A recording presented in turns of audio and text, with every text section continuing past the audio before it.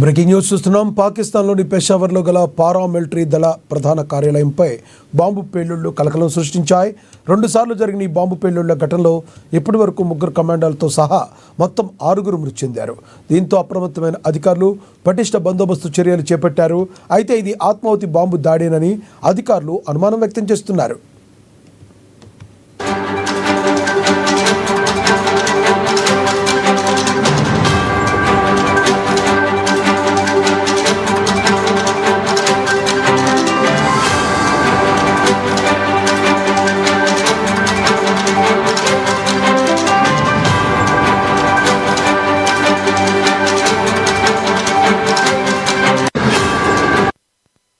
Pak paramilitary దళాలకు చెందిన ప్రధాన కార్యాలయాన్ని లక్ష్యంగా చేసుకుని ఉదయం సాయుధ బలగాలు బాంబు దాడికి పాల్పడినట్లుగా అధికారులు వెల్లడించారు.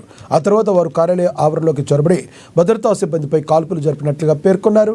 ఈ ఘటనలో 3 కమాండర్లతో పాటుగా దాడికి పాల్పడిన వారిలో 3 చనిపోయారని పేర్కొన్నారు.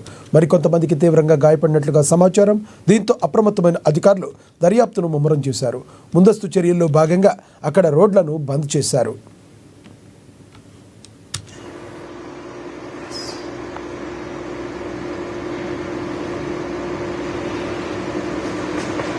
Damn, look at him.